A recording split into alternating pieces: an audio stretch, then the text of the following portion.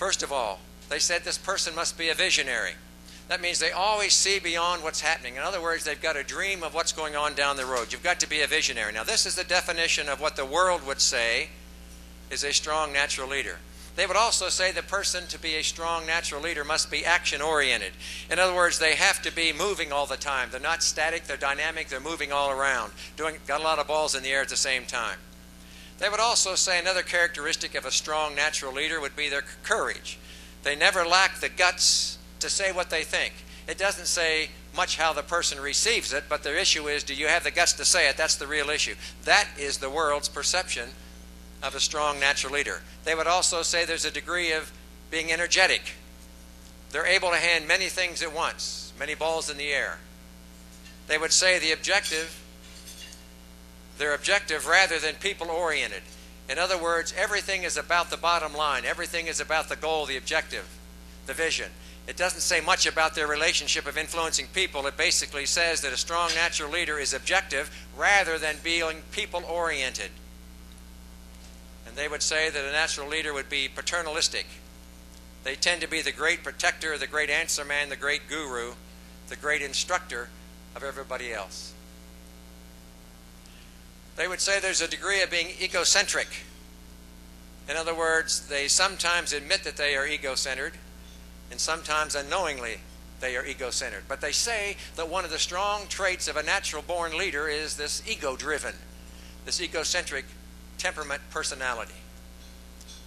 They would also say this: the strong natural leader is intolerant of other people. When they don't measure up to expectations, they are not tolerant of somebody's weaknesses or their strengths. And then lastly, they consider themselves to be indispensable. Now those, friends, are the qualities of what the world would say a strong natural leader must possess. Now, by way of contrast, I want to show you from 2 Timothy chapter 2, 7 portraits of a character-based leader. Now, this is a presentation I do in the business world when I'm asked to come in and teach leadership, so I'm going to give you the business version. I'm telling you where it's found. Everything that I do comes from my sermons or the studies I've done over the years, and I just repackage it and give it to the world. By teaching the Scripture, they just don't know where it comes from. But I'm telling you, this comes from 2 Timothy chapter 2. Let me give you an illustration of what I mean. Every year I go down to LSU Graduate School of Executive Management. It's a wonderful school where they bring in about 300 executives from all over the country. They have 3 years of a training program, 2 weeks a year. I teach the senior class in their personal development group. One of the lectures that I give would be ethical decision making. Now, I just teach the Beatitudes, the 8 principles of the Beatitudes. They don't know that. But rather than saying, blessed are the poor in spirit, I say, be a follower. And then, blessed are those who mourn. Be responsible. Be focused. Be a finisher. So I teach the 8 principles of character behind the Beatitudes. There are 8 character qualities associated with each one of the truths of the Beatitudes. 3 years ago, after I finished my presentation on ethical decision making, a young man in the back raised his hand, a young man about 35 years old, and he said, Dr. Bickel, that's the best stuff I've ever heard.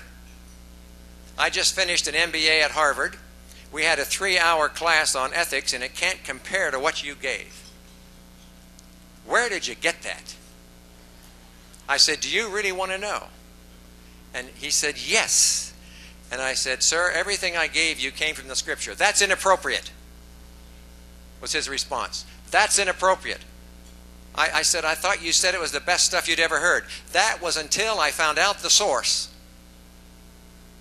Now, friends, that's America. We are in a biblically illiterate country. We have no idea the principles of leadership as contained in the Scripture. This is one of the best passages you're ever going to see about the portraits of what we need to be a character-based leader.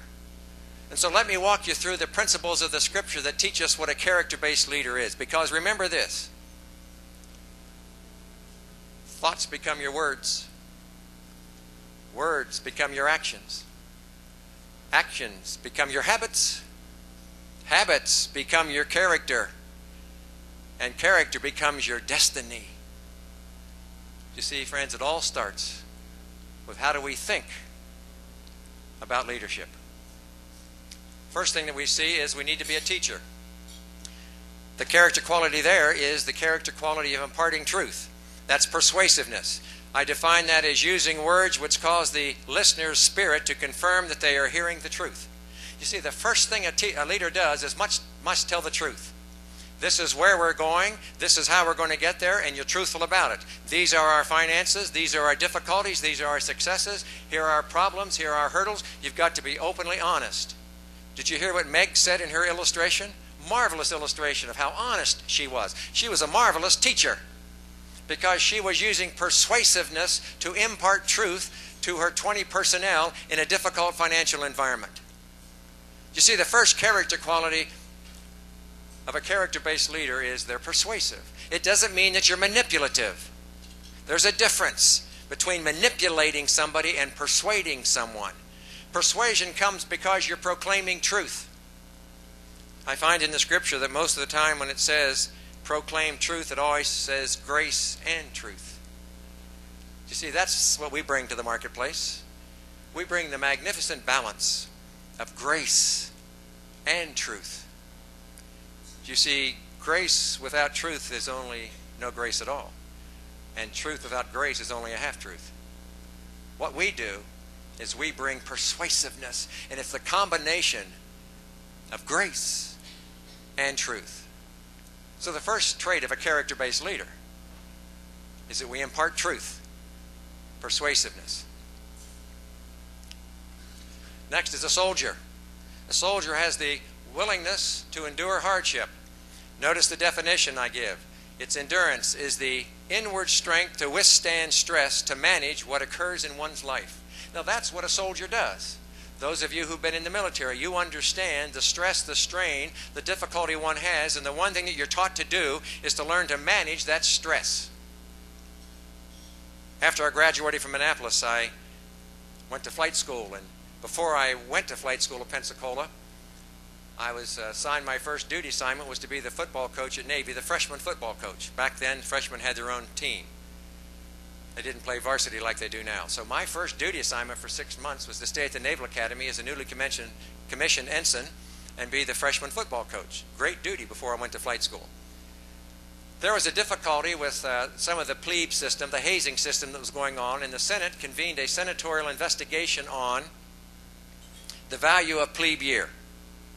And because I was the lowest commissioned officer at the time, what you call a junior officer, I got the assignment by the academic dean to be the Naval Academy representative to the senatorial commission on investigating the value of plebe year.